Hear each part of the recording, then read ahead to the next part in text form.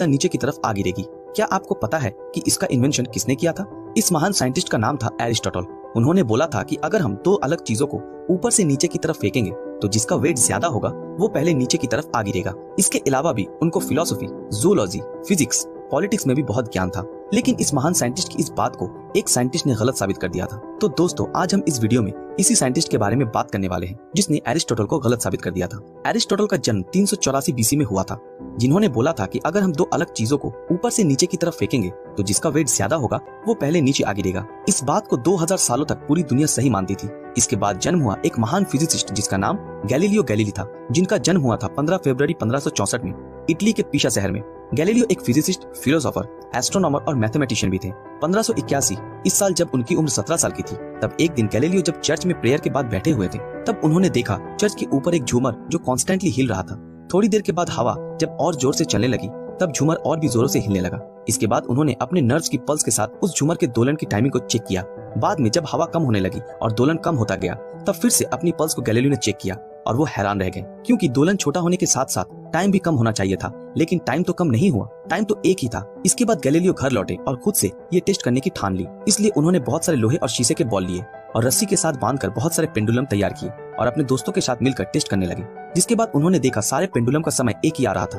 Pendulum चाहे किसी भी चीज से बना हो, उसका समय एक ही आ रहा था। बाद में उन्होंने रस्सी की लंबाई को और बढ़ा दिया, जिसके बाद गैलीलियो ने देखा कि लंबाई को बढ़ाने से दोलन के समय में चेंज आ रहा था। इसका मतलब समय लंबाई के साथ आनुपातिक है। इसके चलते गैलीलियो को यह बात समझ में आ चुकी थी कि जिस तरह पेंडुलम की बॉल का वेट उसके दोलन के समय उसकी स्पीड के ऊपर प्रभाव नहीं डालता, ठीक उसी तरह ऊपर से किसी चीज को नीचे की तरफ फेंके तो उस पर उस ऑब्जेक्ट की भार का कोई प्रभाव नहीं पड़ता। गैलीलियो ने यह बात जब प्रोफेसर को बताई तब वो गैलीलियो के ऊपर भड़क गए और उन्होंने बोला, एरिस्टोटल ने इस बात को बहुत पहले ही बताया है कि किसी चीज का गिरना उसकी वेट के ऊपर निर्भर करता है। इसके बाद गैलीलियो ने बहुत सारे टेस्ट किए और इस नतीजे पे पहुंचे कि अगर हम दो अलग अलग चीजों को वाइंडलेस जगह पर एक साथ छोड़ेंगे तो दोनों ही चीजें एक ही समय पर नीचे आ गिरेंगी, चाहे उस चीज का वेट जो भी हो।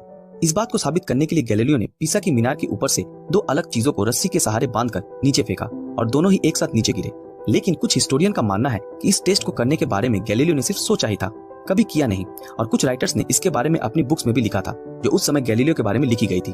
तो दोस्तों, आपको इस बारे में क्या लगता है? गैलीलियो ने झूमर की दोलन के टाइम को मापने के लिए अपने नर्व का इस्तेमाल किया था, क्योंकि उस समय घड़ी नहीं थी। बाद में गैलीलियो जब पेंडुलम बनाकर उसको टेस्ट कर रहे थे, तब समय को मापने के लिए उन्हें घड़ी बनाने के बारे में आइडिया आया, ताकि बाद में टेस्ट के समय दोलन को मापने के लिए नर्व का इस्तेमाल ना करना पड़े। इसके चलते गैलीलियो ने घड़ी बनाने की बहुत कोशिश की, लेकिन वो बना नहीं पाए। बाद में क्रिश्चियन हेगिंस ने इस पेंडुलम के आधार पर पहला पेंडुलम घड़ी का इन्वेंशन किया, जो लगभग 250 साल से दुनिया को समय बताने वाला सबसे अच्छा घड़ी हुआ करता था। गैलीलियो गैलीली को 1609 में टेलीस्कोप के बारे में पता चला, तब उन्होंने खुद का टेलीस्कोप बनाया। बाद में गैलीलियो ने उसमें बहुत ज्यादा सुधार भी किए। गैलीलियो ने टेलीस्कोप का इन्वेंशन तो नहीं किया, लेकिन वो पहले इंसान थे जिसने किसी ऑप्टिकल इंस्ट्रूमेंट का इस्तेमाल करके यूनिवर्स को स्टडी किया था। गैलीलियो ने बोला था कि हमारे सोलर सिस्टम के मिडिल में सूरज है और सारे ग्रह सूरज का चक्कर लगाते हैं। ये बात पहले निकोलस कोपरनिकस ने भी कही थी, लेकिन किसी ने उनकी बात नहीं मानी। इसी बात को जब गैलीलियो ने बोला तब उस समय के एस्ट्रोनॉमर्स ने इस बात को गलत बताया, जिसके चलते 1615 में इस बात को रोमन कैथोलिक चर्च ने जांच की और गैलीलियो की इस थ्योरी को गलत बताया गया, क्योंकि ये थ्योरी बाइबल के बताए गए कुछ बातों का खंडन करते थे, जिसके चलते गैलीलियो को दोषी माना गया और उनको मजबूर किया गया कि वो सबको ये बताए कि उनकी ये थ्योरी गलत है। इसलिए उनको उम्र कैद की सजा भी दी गई, बाद में जिसको हाउस अरेस्ट में बदल दिया गया। इसके चलते 1638 में गैलीलियो की आंखों की रोशनी पूरी तरह से चली गई। इसके सिर्फ 4 साल बाद यानी 8 जनवरी 1642 में इस महान फिजिसिस्ट का